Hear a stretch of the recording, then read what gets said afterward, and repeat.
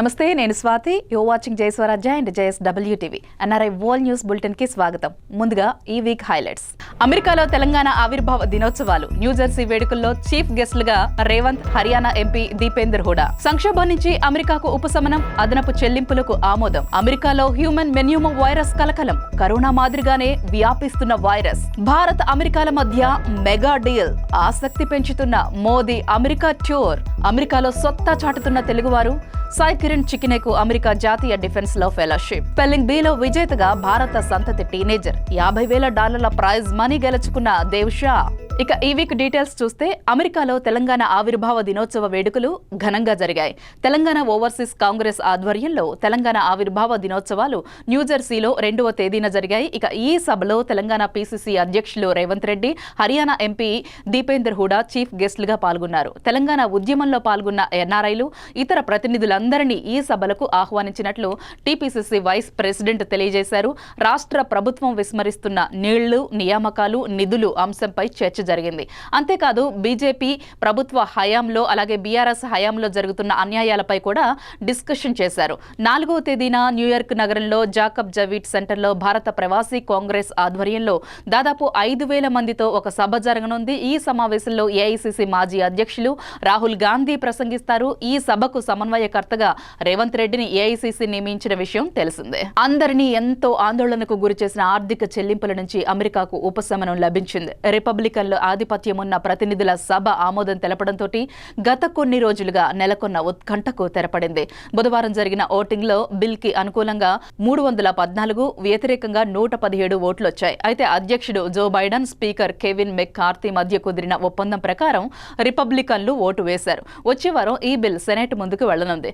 అక్కడ డెమోక్రాట్లదే ఆధిపత్యం కావడంతో ఆమోదం లాంఛనమే. బిల్లు ఆమోదం పొందితే 2025 వరకు అదనపు అప్పులు తీసుకోవడానికి వీలుంటుంది. ఇక అమెరికాలో మరో కొత్త వైరస్ కలకలం రేపుతోంది. హ్యూమన్ మెన్యూమో వైరస్ లేదా హెచ్ఎంపీవీ అనే మహమ్మారి యుఎస్ అంతటా వ్యాపిస్తోంది.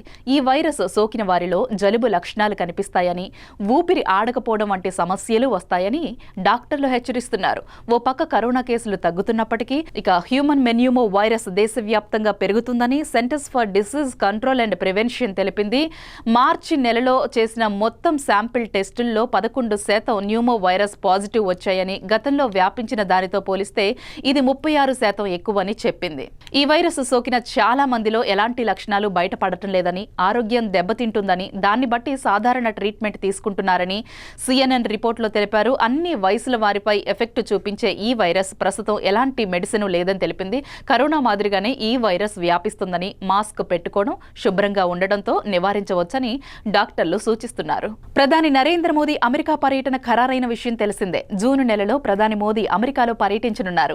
అధ్యక్షుడు జో బైడెన్, ఆయన భార్య జిల్ బైడెన్ తో కలిసి ప్రధాని మోదీకి ఆతిథ్యం ఇవ్వనున్నారు. ఈ విషయాన్ని వైట్ హౌస్ బుధవారం వెల్లడించింది. జూన్ 22న ప్రధాని మోదీ కోసం వైట్ హౌస్ లో డిన్నర్ ని ఏర్పాటు చేస్తారని వైట్ హౌస్ ఇప్పటికే తెలిపింది. ప్రధాని మోదీ పర్యటనతో భారత అమెరికాల మధ్య సంబంధాలు మరింత బలపడతాయని ఓ ప్రకటనలో తెలిపారు. ఇదిలా ఉంటే ఇప్పటి వరకు మోదీ చాలాసార్లు అమెరికా పర్యటనకు వచ్చినా ఈసారి మాత్రం ఈ పర్యటన ప్రాధాన్యతను సంతరించుకుంది. దీనికి కారణం ఈ పర్యటనలో భాగంగా భారత అమెరికాల మధ్య ఫైటర్ జెట్ ఇంజిన్ పై మెగా డీల్ కుదరనుంది.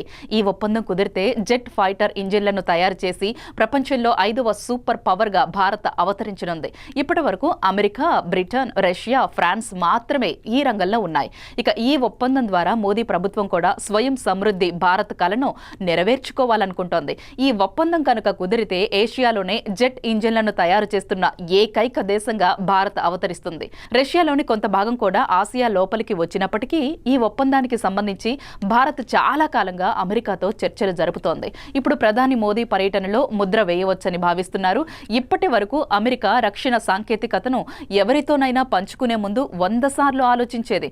అమెరికా కూడా తన భాగస్వామ్య దేశాలతో రక్షణ సాంకేతికతను పంచుకోలేదు. అయితే అమెరికాతో జెట్ ఇంజిన్లను తయారు చేసేందుకు సాంకేతికతను బదిలీ చేయాలని భారత్ పట్టుబడుతుంది. దీనికి సంబంధించి ఫిబ్రవరిలో భారత జాతీయ భద్రతా సలహాదారు అజిత్ దోవల్, అతని అమెరికన్ కౌంటర్ జాక్ సాలివన్ మధ్య చర్చలు జరిగాయి. ఇప్పుడు అమెరికా రక్షణ మంత్రి వచ్చే వారం భారత్కు వస్తున్నారు. ఈ ఒప్పందానికి సంబంధించి ఇరు దేశాల మధ్య చర్చలు జరిగే అవకాశం ఉంది. ఇక ప్రధాని నరేంద్ర మోదీ ఈ నెల 21 నుంచి 24 వరకు అమెరికా పర్యటనలో ఉండనున్నారు. ఈ టూర్లో సుదీర్ఘ నిరీక్షణకు తెరపడుతుందనే చర్చ సాగుతోంది. ఇక ఈ డీల్ కి భారత్, అమెరికాలోని కంపెనీలకు కూడా ఎంపిక చేసినట్లు విశ్వసనీయ వర్గాల సమాచారం. భారత్ నుంచి ప్రభుత్వ సంస్థ హిందుస్థాన్ ఏరోనాటిక్స్ లిమిటెడ్ నేతృత్వంలో ఉంటుంది. అమెరికా నుంచి జనరల్ ఎలక్ట్రిక్ ఉండనుంది. ఇక ఈ రెండు కంపెనీల భాగస్వామ్యంతో భారత్లో ఫైటర్ జెట్ ఇంజన్లను తయారు చేయనున్నారు. భారత్, అమెరికా మధ్య జరగనున్న అతి పెద్ద రక్షణ ఒప్పందం ఇదేనని భావిస్తున్నారు. ఇక ఈ ఒప్పందం తర్వాత ఇరు దేశాలు రక్షణ రంగంలో విప్లవాత్మక మార్పులు కనిపించనున్నాయి. తెలుగు వాళ్ళు వివిధ రంగాల్లో అత్యున్నత స్థానాల్లో ఉన్నారు, నేటికి కొనసాగుతున్నారు. తాజాగా JSW and Jai Swarajya web papers and TV channels global director doctor Shivakumar Anand Chikine గారి కుమారుడు సాయి కిరణ్ చికినే అసాధ్యాన్ని సుసాధ్యం చేశారు. ఎంతో ప్రెస్టీజియస్ నేషనల్ డిఫెన్స్లో ఫెలోషిప్ని సాధించారు. అమెరికాలోని కొలరాడో రాష్ట్రంలో బౌల్డర్ యూనివర్సిటీలో ఏరోస్పేస్ ఇంజనీరింగ్ విభాగంలో సాయి కిరణ్ ఈ ఫెలోషిప్ని సాధించడం జరిగింది. డిపార్ట్మెంట్ ఆఫ్ డిఫెన్స్కి 5 ఎంపిక అవ్వగా అందులో మన సాయి కిరణ్ ఒకడు కావడం విశేషం. అందరిలోకి మెరిట్ సాధించి 3 సంవత్సరాల ఫెలోషిప్ ని దక్కించుకోవడం గమనార్హం. ఇది కేవలం అమెరికాలో ఉన్న యువ సైంటిస్టులకి అండ్ ఇంజనీర్లకి మాత్రమే అందజేస్తారు. సాయి కిరణ్ చికినే బౌల్డర్ యూనివర్సిటీలో ఏరోస్పేస్ ఇంజనీరింగ్ని పూర్తి చేసి మార్స్ శాటిలైట్కి డిజైనింగ్ ఇంజనీర్గా పనిచేస్తున్నారు. ఇక ఈ ఫెలోషిప్కి ఎంపికైన 5లో సాయి కిరణ్ ఒకరు.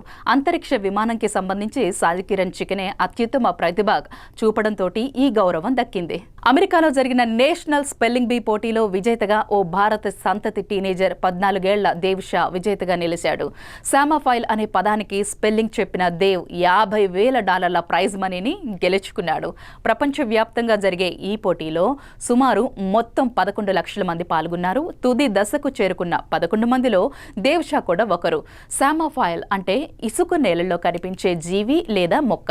ఈ విజయాన్ని నమ్మలేకపోతున్నానని దేవ్ చెప్పడం జరిగింది. ఇక ఈ పోటీ కోసం తన కుమారుడు 4 ఏళ్లుగా ప్రిపేర్ అవుతున్నట్లు దేవ్ తల్లి తెలిపారు. 1924లో అమెరికాలో నేషనల్ స్పెల్లింగ్ బీ ప్రారంభమవడం జరిగింది. అయితే గత కొన్ని సంవత్సరాలుగా ఈ పోటీల్లో భారత సంతతి విద్యార్థులే ముందు వరుసలో నిలుస్తున్నారు. చూసారుగా ఈ వారం NRI world news bulletin updates. మరిన్ని అప్డేట్స్ కోసం కీప్ వాచింగ్ జై స్వరాజ్య and JSW TV. Stay tuned. Please subscribe to. Please subscribe. Subscribe to.